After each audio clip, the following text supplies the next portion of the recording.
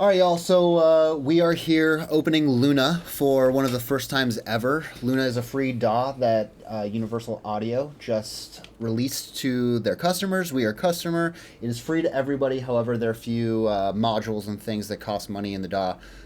So we just started poking around in it. We took an old vocal stem that we had, and we were going to see if we could produce up a new track, do a remix of a song we had done before inside the DAW, just to kind of figure out what its functionality was and how it could suit us, if it's something that we should integrate into our workflow.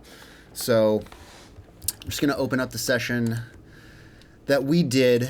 Now, I'll have you know, we did not get as far as we wanted to be. We spent about 2 hours. Yeah, and the first 25 minutes, honestly, were spent trying to figure out how to save, because the default Command S just brings up that sound where you...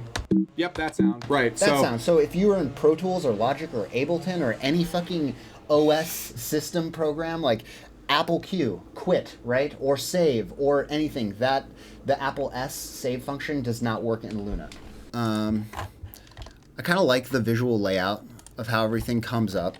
Yeah, it looks nice. It looks like you would expect if console had an edit window, it would look kind of like this. And yeah. I sort of enjoy that because it's familiar. And a lot of the same shortcuts work. You know, the zoom shortcuts are the same, and a lot of the edit functions are the same as Pro Tools. So that's for the most part pretty intuitive. But there were a few things we ran into besides the save that were a little annoying. Yeah. So busing gets a little awkward. So what we were trying to do is bus some of these tracks to a single bus to combine them, and that proved difficult. You have to go up here to your browser and you have to go plus bus. You got to click that, and then you can name it, tell what you want it to be, and then just click OK. It adds a new bus, but you can't send anything. Whereas in Pro Tools you can select multiple tracks and do a shift click whereby you send all of these tracks out to the same bus. We haven't been able to find that functionality within Luna yet, but once you create the bus, then you can assign a bunch of different tracks to send to it. Yeah, but you kind of have. We had to do it individually, right? We did. I think you can do it as a batch. There's like a busing option on there somewhere.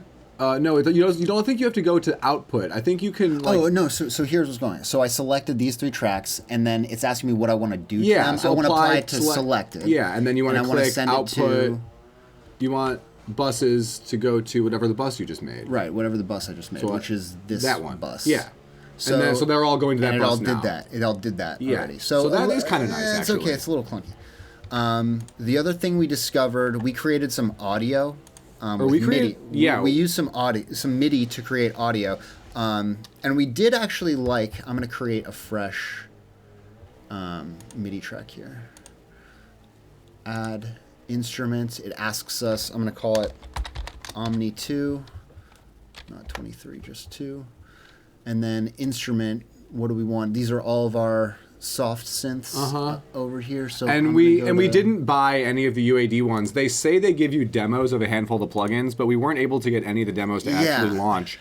The Neve summing is one of the demos that they say that they give you, and we weren't able to get that to activate properly, which is a little frustrating. Okay, so we pulled up our soft synth here. We were able to record me saying sequence, and that was fun. That was super easy. Yeah, we were able to sync it with our MIDI. It was easy to do that, and also the editing is actually a vast improvement of Pro Tools. It feels more stable. The editing feels nice and fluid. So. And then you're already in there. There's no windows. I'm already to close. in there. Yeah, I'm not opening layers of windows and then having to figure out where I am arrangement wise. It's all just right here. I just hit E. I'm still in the same timeline window. Yeah. It's just real big, huge. And then you can do that with anything too. So if you wanted to select these right here, and you wanted to edit that, you could literally hit the same thing, and you could hyper edit. You can see the S's and whatever. Yeah, so that's really nice. So I could go in and take an S out or a mouth sound or something like that. Get out of that.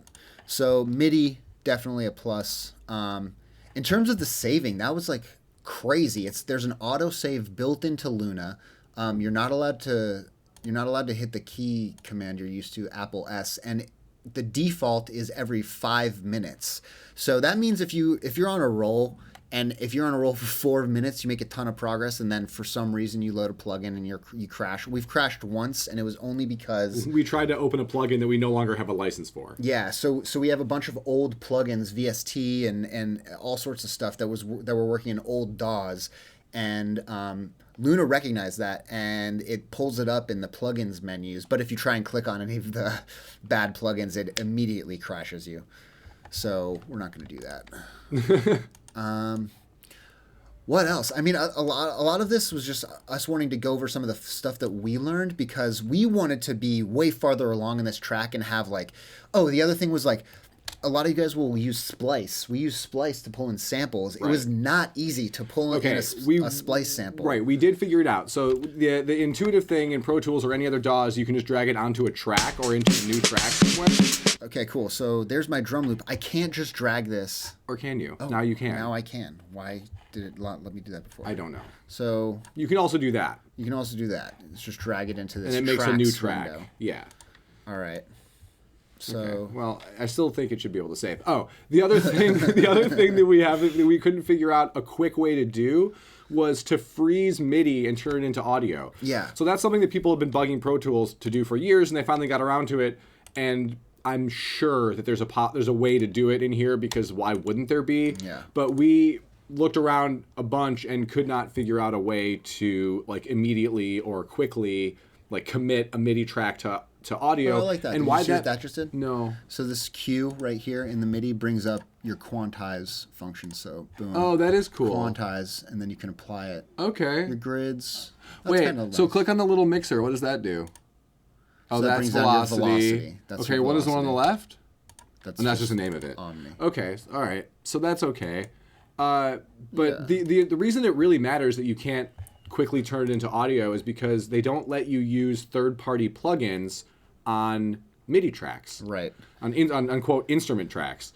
So we were like, we have only so many UAD plugins. If we want to push the sound further, we have a bunch of great third-party plugins, and we can't use any of them on a MIDI track until we print it to audio, and there's no quick way to do that. Right. So we were looking for, like, as opposed to Logic, Ableton, Pro Tools, Cubase, there are bounce, freeze, commit, Right. fold, like all sorts of terminology to do the same thing. We couldn't find any of those terms in order to quickly commit a piece of MIDI. So we had to print it down in a very old school traditional way that we would normally do in a DAW, where we assigned the MIDI output to a new track, and then we recorded in that track the audio of the MIDI down in order to be able to apply third-party plugins now. Well, that's another thing. So when you're doing the I/O and you're trying to route a track to like another track, say to record it, or if we wanted to route it out to our Eurorack effects over here, there is no like giant internal bus system like there is in Pro Tools, where there's just like an unlimited number of buses that you can send to, and they just happen somewhere in the back of the computer. The I/O matrix is seemingly limited to what the actual I/O of our interfaces here, and I guess maybe you could create the bus tracks in the session to route them to, but that seems frustrating, and like you'd have a bunch of tracks that you didn't actually need. Yeah. Like if you wanted to sidechain something, I'm not quite sure how you would just like run it to a bus that you use to key another plugin, like a gate or anything like that. Right. So that kind of stuff was all pretty confusing, and I'm sure there's functionality for a lot of that stuff, but none of it was very intuitive. Yeah, and the thing is, like, we've been in Pro Tools for 10 years. Like, we're very comfortable in Pro Tools, very comfortable in Logic. I came from Logic. We know how to work a DAW, and we know what functionality should be available to us. We think it might be available in this, but it was not easy for us to find, and we are the type of people that it should be easy to find for. So that was a little frustrating. Yeah, as we were going through I think we were kind of like hoping that it would be like a nice kind of nice breath of fresh air in terms of like production, and like a way to maybe quickly move through a production, because Pro Tools can be a little bit frustrating with the MIDI editing, and sometimes the creative parts can be a little slower. Right. So like it would have been nice if it was immediately like, oh, okay, we can produce tracks in this, and then maybe continue to mix in this, or maybe go to Pro Tools and start mixing. But it just wasn't quick enough. Yeah, it's not fast enough. I guess maybe we'll give it another shot. This is the first week this software has been out, right. So it could be buggy. Maybe there's going to be an update that kind of addresses a lot of these issues.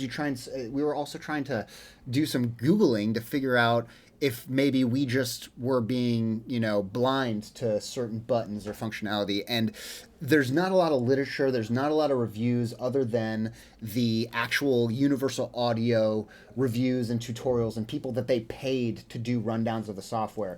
And that's a little neutered. It's obviously biased. So we were looking for sort of just cold hard facts on the DAW and how it functioned in the real world, and it kind of didn't pass the test right now. So we'll wait for the dust to settle. Yeah, I think I would be interested to watch another few tutorial videos because in full fairness, I didn't watch all of them. We only watched a couple to try to figure out honestly how to save, because that seemed like something that would be pretty early on in the process. Like, oh, you've done this work. Here's how you make sure you can find it again.